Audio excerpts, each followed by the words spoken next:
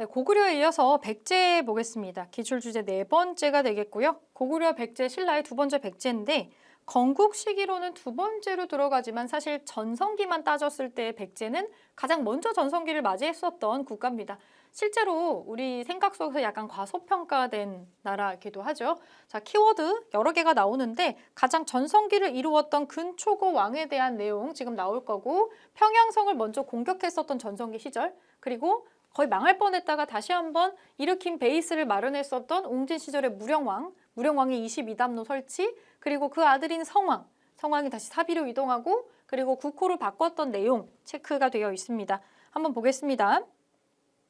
자, 지금 요 스토리에 대해서 역사적인 내용이 디테일한 게 궁금하시면 스토리 미리 보기 내용 한번 좀 꼭 체크해 주시고 넘어가시면 좋을 것 같고요.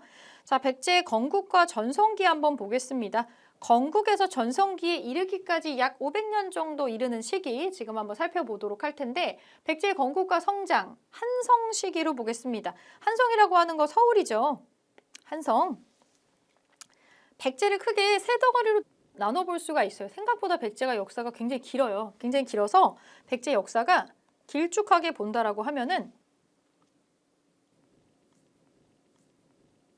여기서 지금 제가 그냥 표를 이렇게 잘랐는데 가장 많은 시기가 한성이고요. 가장 긴 시기가 한성 백제 시기고 그 다음에 여기 두 시기가 옹진으로 쓸게요. 옹진, 사비 시기입니다. 우리가 백제 얘기할 때 수도의 이름을 따서 한성백제, 옹진백제, 사비백제 이렇게 부르거든요. 이거를 다 합쳐가지고 백제 역사도 상당히 길어요. 700년 정도 됩니다. 700년. 그 중에서 한성 시기가 무려 500년을 차지하고 있습니다. 백제의 건국, 성장, 독특한 특징을 가지고 있는데 여러분 백제의 건국 실화를 한번 보시면 다른 신화처럼 막 되게 드라마틱한 내용을 가지고 있지는 않아요. 아래에서 태어났다거나 뭐 이렇게 나오진 않거든요. 왜냐하면 백제를 건국한 시조인 온조는 고구려 주몽의 아들로 언급이 되기 때문입니다.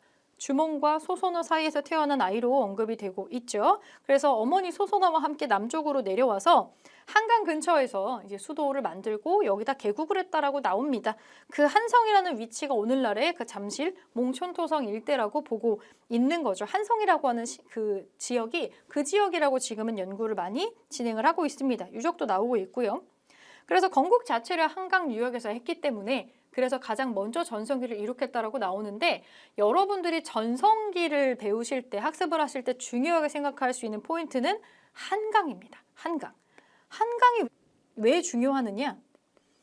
지도 문제가 나올 때도 이 한강 내용이 굉장히 많이 나옵니다. 한강이 어느 나라에 포함되어 있는지가 누가 전성기를 이루고 있느냐를 말해주는 거랑 똑같습니다.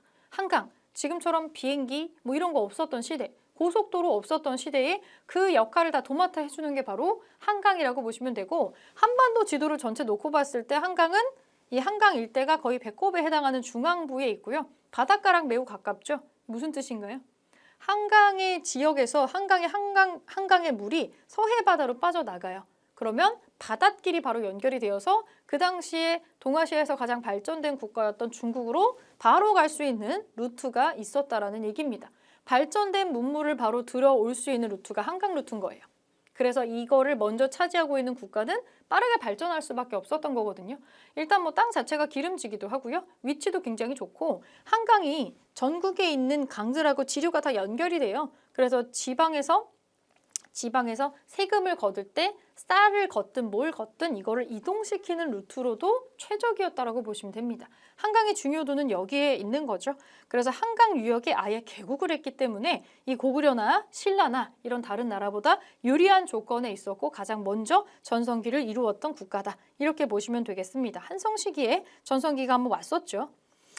전성기가 오기 이전에 고구려의 소수린 왕처럼 모든 체계를 완성해 놓은 왕이 있습니다. 백제는 고이왕이라는 사람이 있어요. 고이고이 체계를 완성했다 이렇게 기억하셔도 됩니다.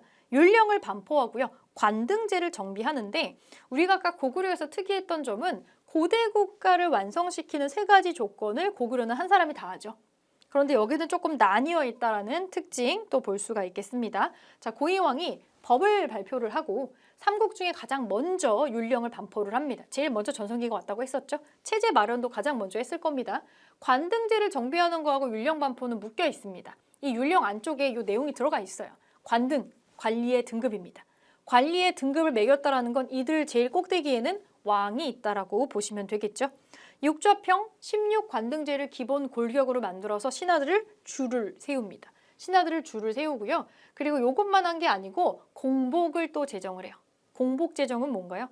관리의 등급을 나눴어요. 근데 이거를 딱 보기만 해도 쟤는 몇 등급의 누구군 이걸 알 수 있게 관리들의 옷의 색깔을 나눴다라는 거죠. 공복의 색깔을 컬러를 나누어서 확실하게 등급을 나눠서 왕 밑에 줄을 세우는 그 역할을 합니다. 왕권을 강화하는 어떤 역할도 했겠죠. 자, 백제 전성기 아주 빠르게 옵니다. 고이왕 이후에 체제를 정비를 좀 하고 나서 근초고왕이라는 이 정복군주가 등장을 하게 돼요. 근초고왕. 주변 나라들을 벌벌 떨게 했다는 근처 왕들을 벌벌 떨게 했던 근초고왕. 백제 전성기 사람이고요. 여러분, 그 고대 국가로 넘어올 때 고조선 다음에 바로 삼국시대로 점프하지 않잖아요. 여러분들 머릿속에 떠오르는 여러 나라가 있지 않나요?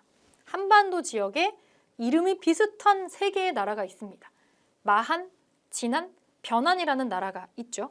여러분들이 우리나라 지도를 이렇게 놓고 봤을 때 한반도 남쪽에 해당하는 지역에서 색깔 조금 다르게 할게요. 지금 제가 색칠한 데에서 왼쪽에 있는 게 이제 마한이고 오른쪽에 있는 게 진한이고 가운데 피자 조각처럼 꼭 껴있는 게 변한이 되겠습니다. 이 변한이 나중에 가야로 성장을 하게 되고요. 마한이 있고 진한이 있고 변한이 있는데 마한 지역에 있었던 작은 나라 중에 하나가 백제입니다. 삼한이라고 부르잖아요. 삼한. 이 삼한의 특징은 한 개의 국가를 가리키는 게 아니라 연맹이에요. 연맹. 마한이라고 하는 주머니 안에 여러 가지 나라가 들어가 있고 그중에 백제가 있는 거고 진한이라고 하는 주머니 안에 여러 나라가 있는데 이게 여러 개로 쪼개져 있었던 신라입니다.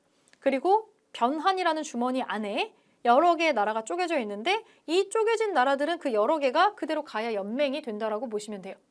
마한 주머니에 들어가 있었던 나라는 무려 54개나 됩니다. 그 중에 하나가 백제인데 당연히 처음부터 강력했던 게 아니고 마한의 여러 나라를 냠냠 먹으면서 커졌다라고 보시면 됩니다. 근초고왕은 마한을 정벌하는 정복군주예요.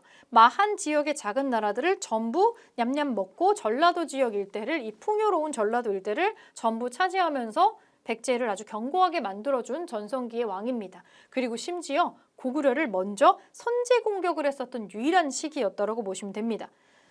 백제가 쭉쭉 성장하면서 위를 쳐버리는 거예요. 위를 쳐서 고구려의 평양성을 공격을 하고 고국 원왕을 심지어 전사를 시키면서 영토를 크게 확장을 한 부분을 볼 수가 있습니다. 당연히 정복을 했다라는 건 영역이 커졌다라는 거니까 바다 건너 쪽으로 대외 교류도 굉장히 활발했다라는 걸 알 수가 있습니다. 대외 교류 보시면 중국으로도 교류를 하고 일본으로도 교류를 하고 교류의 범위가 굉장히 넓어요. 요서 지역부터 산둥까지 전부 다 진출을 하고 중국의 여러 나라들하고 구석구석 교류하는 모습을 보여줍니다. 일본하고도 이때 긴밀한 관계를 맺게 되고요. 이때 얼마나 영향력을 행사했냐면 백제가 일본과 교류와 친교를 맺으면서 일본 왕한테 선물했던 유물이 그 유명한 칠지도가 되겠습니다. 칠지도 여러분들 기억하실 때 이렇게 생겨가지고 가지가 이렇게 달렸던 칼 있죠. 하나, 둘, 셋, 넷, 다섯, 여섯, 일곱. 요 밑에 있네요. 제가 밑에 있는데 그렸습니다.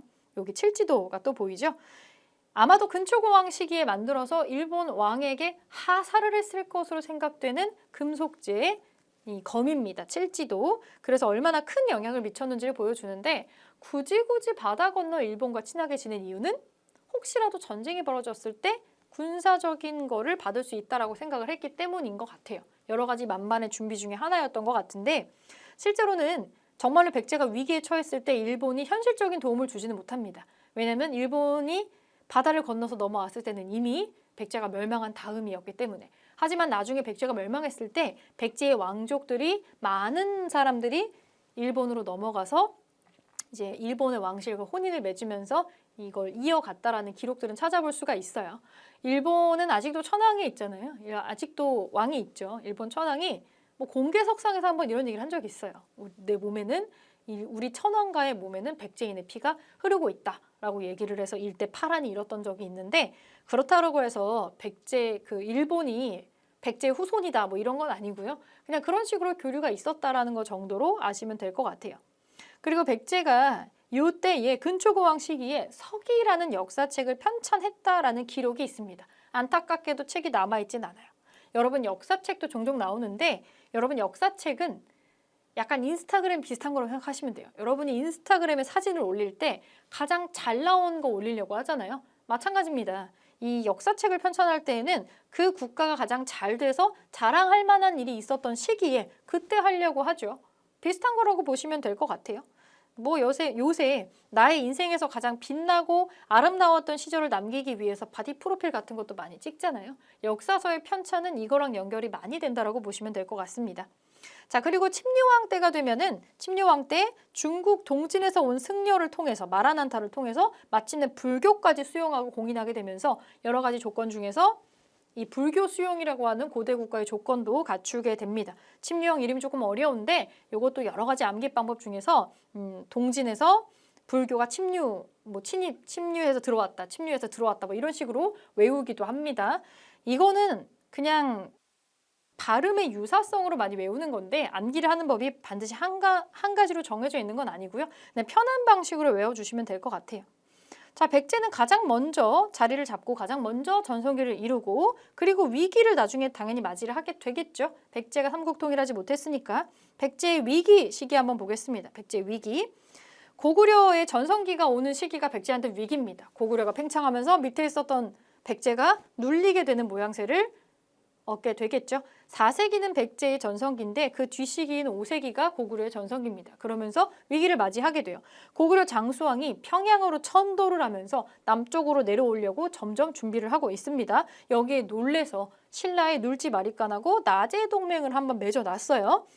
그러면서 약간 약한 동맹을 맺었는데 개로왕 때 마침내 장수왕의 공격을 받아서 한성을 뺏깁니다. 개로왕 여기서 죽죠. 그리고 한성 완전 뺏기고 옹진으로 천도합니다.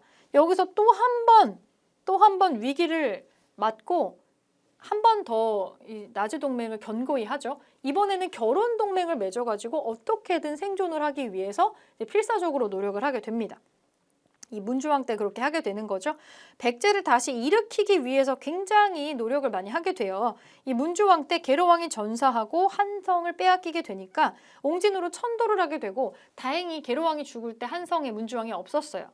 이 문주왕이 계로왕의 아들이란 얘기도 있고요. 동생이란 얘기도 있습니다. 어쨌든 후손 직계 계통이에요. 가족입니다. 이 문주왕이 등극을 해서 옹진, 공주 쪽으로 수도를 옮기고요. 이 지역은 사실 급하게 옮겨간 거기 때문에 여러분들이 어떻게 기억하시면 되냐면 100평짜리 넓은 집에서 살다가 갑자기 집 쫄딱 망해가지고 10평도 안 되는 반지하 방으로 옮겨갔다고 생각하시면 돼요. 공주 쪽의 천도는 뭘 알아보고 간 게 아니고 정말 정신없이 내려간 겁니다. 그리고 거기에서 집안을 다시 일으키려고 열심히 일을 해가지고 나중에 다시 한번 천도를 해서 조금 더 넓은 집으로 한 50평 정도 되는 집으로 다시 이사를 가는 게 사비천도가 되는 거죠. 옆쪽으로 가면 다시 한번 천도했었던 내용이 나오고 있는데, 자, 웅진 시절에 이 웅진 시기에 다시 한번 발 디딤판을 만들어 놨었던 사람이 무령왕입니다. 무령왕 별표 3개가 달려 있어요. 왜 그럴까? 너무 중요한 사람입니다. 왜냐면 일단 웅진 시기에 베이스를 마련한 사람이기도 하고, 이 사람이 중요한 이유는 바로 이 기출사료에 나와 있는 이 무덤의 주인공이기 때문이에요.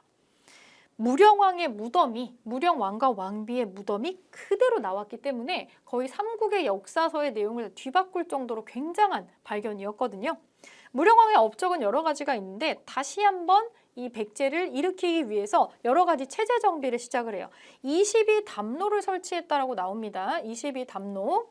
지방을 흩어져 있고 불안정한 지금 백제의 지방을 22개로 나눈 다음에 각각 왕족을 파견을 해가지고 지방이 흔들리거나 다른 데 들어가지 않게 컨트롤을 하려고 해요. 지방 통제력을 높입니다. 왕의 힘을 높이기 위해서 왕족을 파견해서 지방에 대한 통제를 강화했다라고 나옵니다.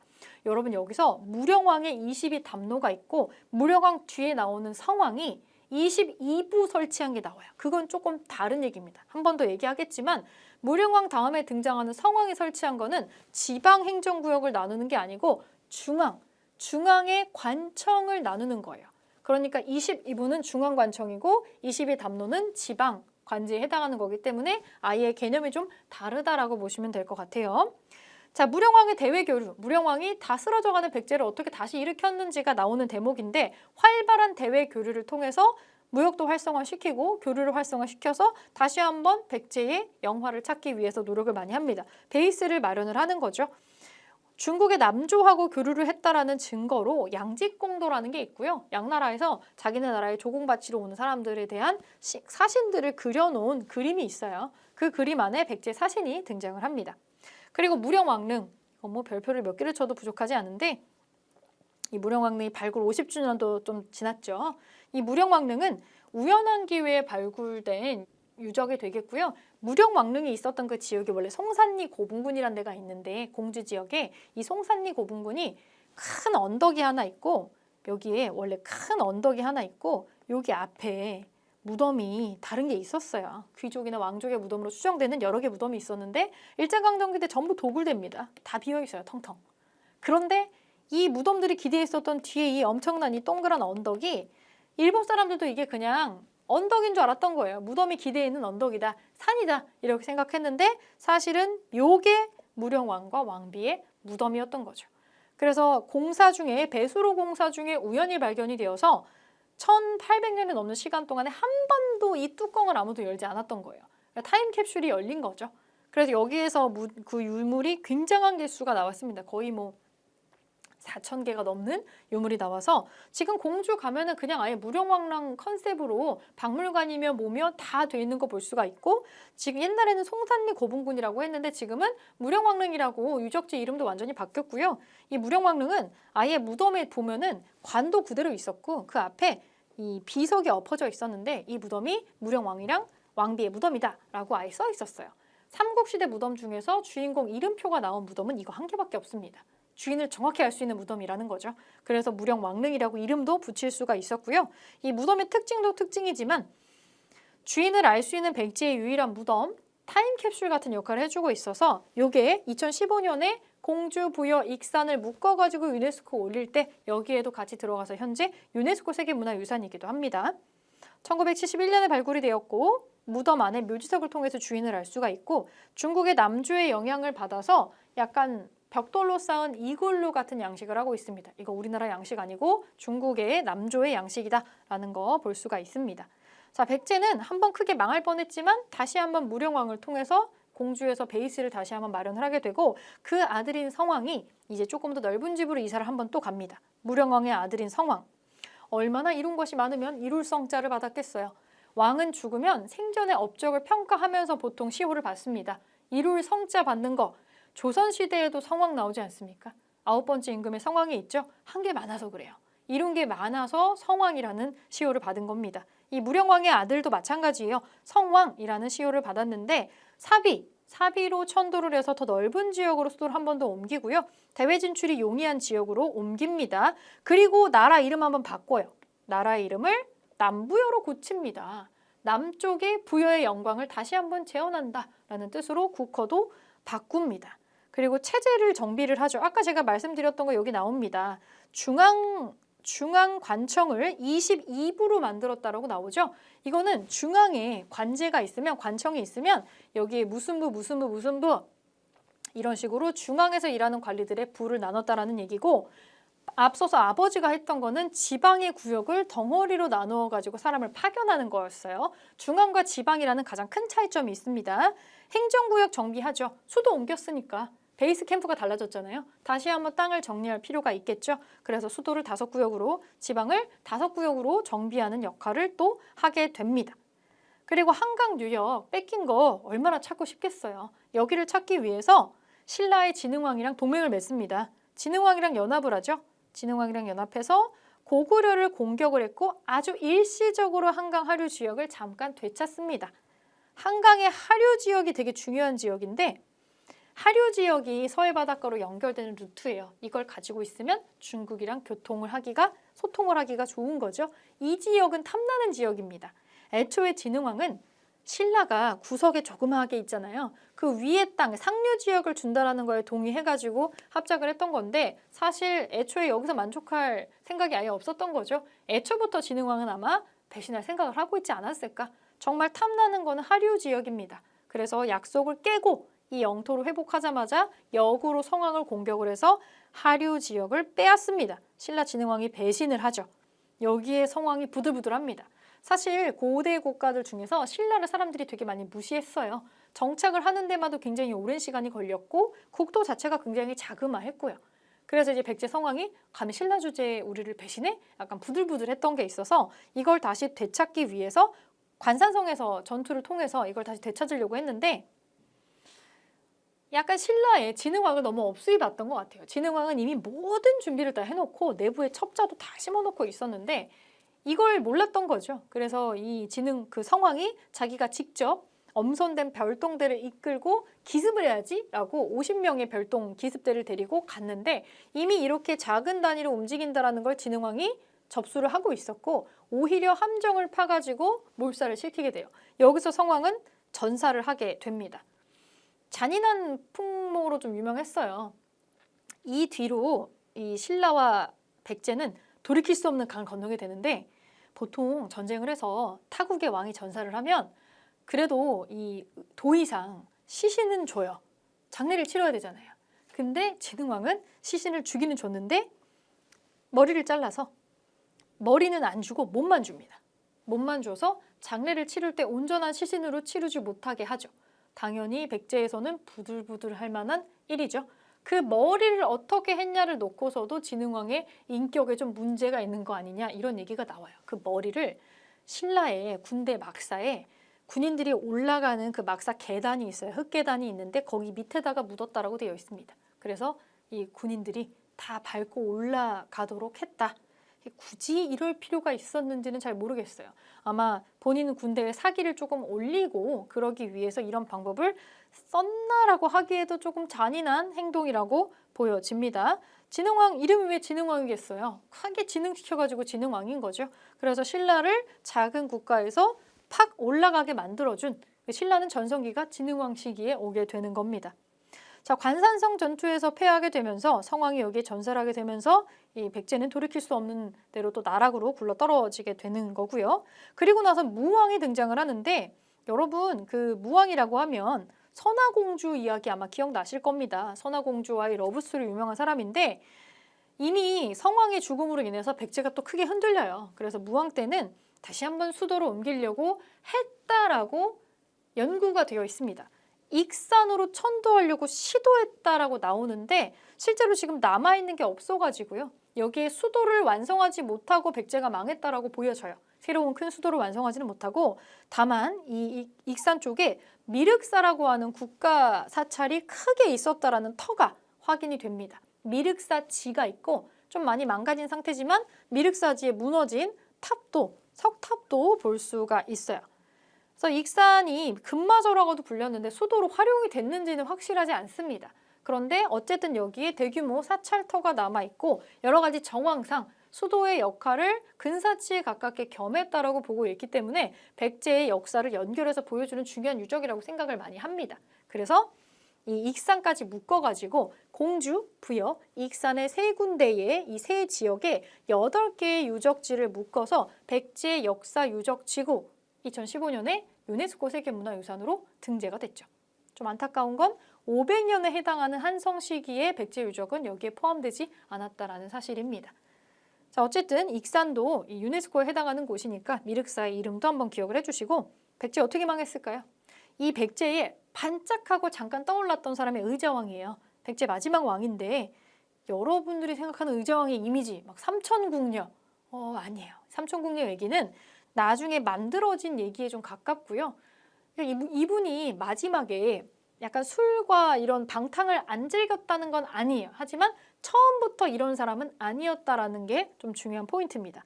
의자왕의 의자가 앉는 의자가 아닌 거는 아시죠? 의자왕의 의자는 의롭고 자유롭다라는 뜻입니다. 굉장히 호평받았던 군주였고요. 맨 처음에는 초창기에는 아주 활약이 대단했어요.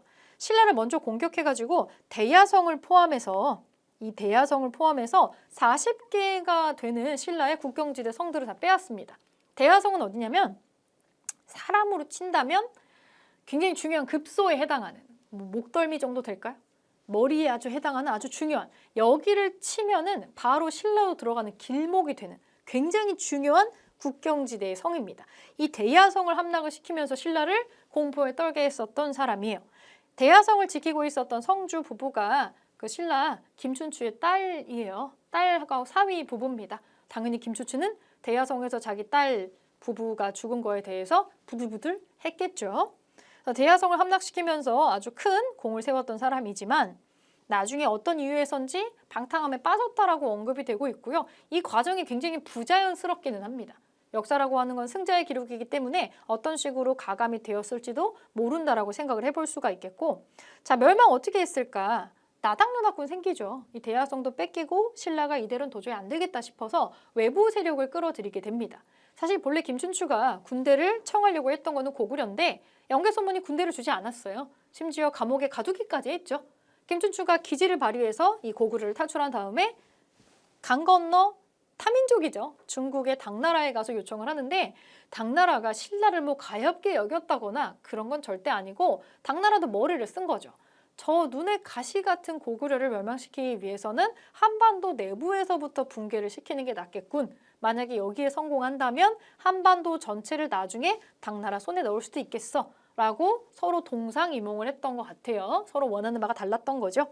그래서 나당연합군이 결성이 되고요. 나당연합군이 백제로 쳐들어가게 되는데 백제에서도 이길 수 없는 싸움이라는 거 알고 있었습니다. 이 나당연합군 5만 명이 밀려 들어오고 있어요. 하지만 이 수도에는 그만한 병력이 남아있지 않은 상태고 일본의 외나라에 SOS를 쳐놨지만 그들이 배 타고 도착하기까지 시간이 좀 많이 걸릴 겁니다. 어쨌거나 구원군이 올 때까지 버텨보자, 마지막으로 항전을 해보자 라고 나선 백제의 마지막 장군이 계백입니다. 계백의 결사대가 황산벌에서 김유신이 이끄는 신라군에 항전을 하게 되죠. 황산벌 전투가 마지막으로 있었는데 계백의 결사대는 5,000명이었다라고 알려져 있습니다. 그리고 여기에 패배했다라고 나와 있지만 실제로 전투를 다회차 겪는 동안에 4번 정도 연속으로 이겨요. 연속으로 이겨서 이 사람들은 죽기를 각오하고 나온 거죠. 배수진을 치고 있는 거니까. 그리고 계백이 이 전투에 나가기 전에 어차피 이 전투에서 이길 수 없음을 알고 내가 죽으면 자기의 가족들이 노비로 끌려가서 더 못 볼 거를 본다고 생각을 해요. 그리고 자기도 마음이 약해지는 걸 조금 막고 내 가족들의 비참한 최후를 보느니 차라리 내 손으로 죽이겠다. 그래서 이 전투에 나가기 전에 자기 부인과 자식을 본인이 직접 죽이고 전투에 나갑니다. 애초에 계백 장군은 살아올 생각 자체가 없었다라고 보시면 될 것 같아요. 그러니까 그렇게 적은 인원으로 10배가 넘는 군대를 막아설 수가 있었던 거겠죠. 신라 군대는 얼마나 무서웠겠어요. 아니 5천밖에 안 되는데 우리가 훨씬 많은데 도저히 저기를 뚫을 수가 없는 겁니다. 어떻게 이겼냐면 신라 쪽에서도 화랑이 있죠. 그 10대 소년으로 구성된 군대가 있는데 관창이라는 화랑이 있었어요. 아직 어린 친구입니다. 뭐 싸움 기술이 뛰어나지 않겠죠. 으아 하고 용맹하게 들어갔는데 여러 번 들어가면서 적진에서 자꾸 사로잡히게 돼요. 계백이 이 어린아이의 용맹함을 크게 칭찬을 하면서 살려서 돌려보내주는데 그 자기 아군 진지에 관창의 아버지가 있었거든요. 관창의 아버지가 너 수치스럽게 지금 살아서 온 거니? 목숨을 구걸했니? 라고 얘기를 하게 됩니다. 화랑에게 최고의 명예는 싸우다 죽는 거거든요. 그런데 적장이 살려서 보내줬다? 굉장한 수치인 거죠. 관창은 다시 뛰어들게 되고요. 여러 번 살려줄 수가 없으니까 결국에 계백도 어쩔 수 없이 관창의 머리를 베서 보내게 됩니다. 그래서 오히려 신라 군대의 사기가 올라가요. 이렇게 어린 화랑이 목숨 걸고 뛰어들어가지고 죽음으로 맞서 싸웠다. 그래서 신라 군대의 사기가 점점 올라가서 결국에는 이제 수적으로도 이쪽이 많이 열세였기 때문에 이 계백의 군대는 전멸하게 됩니다. 그러면서 백제는 망하게 되는 거죠. 나당연합군이 공격해서 이 계백의 결사대가 전멸하고 사비성이 함락되고 웅진의 피신에 있었던 의자왕이 항복을 하면서 마침내 멸망을 합니다. 그리고 의자왕은 당나라에 끌려갔다라고 되어 있습니다. 그 무덤도 그쪽에 있죠. 나중에 그 유해를 가지고 와서 이제 무덤 만들기는 했지만 이렇게 백제의 역사는 끝나게 됩니다. 그러면서 의자왕을 마지막으로 백제의 700년 역사도 마무리가 되게 돼요. 여러분들이 공부하실 때에는 백제의 성립기, 성장기, 그리고 전성기, 그리고 다시 한번 중흥, 백제의 특이한 점은 망할 뻔했다가 다시 일어나는 시기가 있다는 건데 그걸 중흥이라고 표현을 합니다. 중흥기에 어떤 왕이 있었고 어떤 업적이 있는지를 보시면 돼요. 옹진 시기하고 사비 시기의 특징 구별해서 기억해 주시면 될 것 같습니다. 기출은 어떻게 나올까요? 기출문제로 실전 감각 한번 키워보겠습니다. 1번 먼저 볼게요. 고구려의 평양촌도와 백제의 한성 함락 사이의 사실, 가와 나 사이의 시기에 있었던 사실로 옳은 것은 가를 먼저 보겠습니다. 얼마 전 고구려가 도읍을 평양으로 옮겼다는군. 앞으로 우리 한성을 향해 내려올 것 같아 걱정일세. 장수왕의 평양천도입니다. 나를 볼게요. 왕성이 함락되고 왕께서도 목숨을 잃으셨다고 하네. 계로왕이 죽었다는 거겠죠? 장수왕이 한성을 뺏은 겁니다. 새로 즉위한 문주왕께서 이곳 웅진으로 오신다는군. 이것은 웅진천도입니다. 웅진천도. 요 사이에 일어났던 사실로 옳은 것을 골라보겠습니다. 네, 고구려가 옥저를 정복했다. 갑자기 이 내용이 나옵니다. 지금 이 시기는 고구려는 장수왕 시기입니다. 옥저를 정복하는 것은 훨씬 이전의 시기가 되겠죠. 이전의 시기가 되기 때문에 이건 아닙니다. 요건 아니고 2번 보겠습니다. 백제가 신라와 동맹을 맺었다. 백제가 신라와 동맹을 맺었다. 사실 여기에서 답은 나오는데 좀 헷갈리죠. 왜 동맹을 맺은 것인가를 아셔야 돼요. 여기 힌트가 나오죠. 한성을 향해서 내려올 것 같아 걱정이야. 장수왕이 평양성으로 천도를 합니다. 남쪽으로 내려온 거죠. 당연히 밑에 있는 국가들은 압박을 받습니다. 밑에 누가 있죠? 백제하고 신라가 있습니다. 이 백제하고 신라가 힘을 합치는 낮에 동맹을 맺게 되는 거죠. 우선은 2번인데 나머지 거 보겠습니다. 백제가 관산성 전투에서 패배하였다. 관산성 전투에서 패배하는 거는 성왕시기입니다. 웅진보다 뒤의 시기죠. 요거 아닙니다. 시기가 안 맞네요.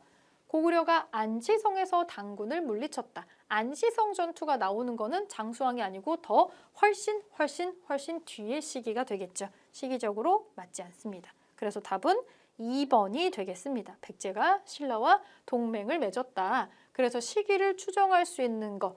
여러분들은 이렇게 연도를 알지 않아도 됩니다. 이거 어떻게 외우겠어요? 사실 보니까 한 50년 정도밖에 안 되는 짧은 시기죠. 전후 관계를 아시면 된다는 거예요. 전후 관계를 알고 그 사이에 무슨 일이 있었는지를 이해하시는 게 훨씬 더 좋은 방식입니다. 연도 외울 수 없어요. 자, 2번 무령왕 시기 한번 보겠습니다. 밑줄근 이 왕으로 옳은 것은 여러분들은 이렇게 자료가 나오면 무슨 왕인지를 유추할 수 있는 자료가 같이 나온다는 거 체크하셔야 됩니다. 그래서 한번 보겠습니다. 충청남도 공주에 있는 이 무덤은 중국의 남조 영향을 받아 벽돌로 만들어졌습니다. 여기에서 출토된 묘지석을 통해서 이 무덤의 주인공이 이 왕인 것을 알 수가 있습니다. 이 무덤의 내부 모습이 있습니다. 이 사진과 이 자료로 이것이 공주, 웅진에 있는 거고 이게 무령왕이라고 하는 거를 아셔야 되겠죠. 자, 무령왕, 무령왕릉의 무령왕입니다. 옳은 거 한번 골라볼게요. 여기 3번으로 바로 나오네요. 이거는 너무 중요한 유적이기 때문에 종종 출제가 돼요. 그러니까 여러분들이 기본적으로 문화유산 파트에서도 나올 텐데 이런 특징이 나오면은 문화유산과 시기와 왕을 같이 섞어서 기억을 해주겠습니다. 3번 무령왕으로 체크를 할게요. 뒤시기 보겠습니다. 자, 성왕에 대한 문제입니다. 밑줄근 이 왕의 업적으로 옳은 것은 부여의 나성 발굴 과정에서 성의 북문터가 확인되었습니다. 부여 나성은 백제 사비도성을 감싸는 방어시설로 수도를 웅진에서 사비로 옮긴 이 왕 때 축조된 것으로 추정이 됩니다. 부여 지역에 가면 부소산성 유네스코 유적지 있습니다. 부소산성, 이 부소산성, 사비도성이 있고 왕이 거주하는 도성이 있고요. 이 도성을 감싸는 방어성이 나성입니다. 그 유적을 발굴했다라는 내용의 뉴스인데 사비로 도성, 웅진에서 사비로 옮겼을 때의 왕이라고 나와 있으니까 무령왕의 아들인 성왕으로 추정을 해볼 수가 있겠죠. 여러분들은 실제 문제를 푸실 때 여기 어딘가에 내가 문제를 풀 때 헷갈리지 않게 이렇게 하나씩 써주시는 것도 나쁘지 않아요. 자, 성왕의 업적으로 옳은 것을 골라보겠습니다. 동진에서 불교를 받아들였다. 불교를 받아들이는 것은 더 앞선 시기에 나오는 내용이었죠. 고대 국가가 완성되는 내용이었습니다. 이거는 침류왕 때죠. 침류왕, 불교 받아들이는 거 침류왕 때고요. 고흥에게 역사서인 서기를 편찬하게 하였다. 가장 전성기 시절에 만든다고 했어요. 그러면 이거는 근초고왕 시기입니다. 3번 진흥왕과 연합해서 한강 유역을 회복하였다. 그렇죠. 성왕은 다시 중흥을 이끌고 이룬 게 많아서 이룰성자라고 했죠. 이 성왕의 업적 중에 하나가 일시적으로 진흥왕이랑 연합을 해가지고 한강 유역을 잠깐 되찾았다가 대신 때문에 다시 뺏기게 되는 왕이라는 거죠. 일단 답은 3번입니다.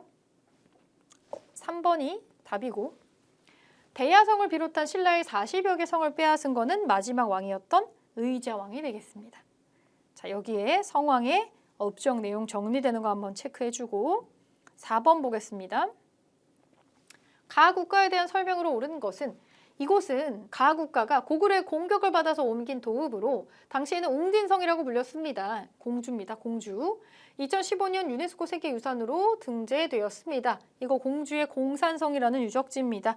백제죠. 백제에 대한 설명입니다. 자, 백제에 대한 설명으로 옳은 거 찾아보겠습니다. 과거제를 도입하였다. 과거제 도입되는 거 고려시대로 넘어가야 됩니다. 고려시대에 기인제도를 실시하였다. 이것도 고려시대로 넘어가야 됩니다. 지방에 22담로를 두었다.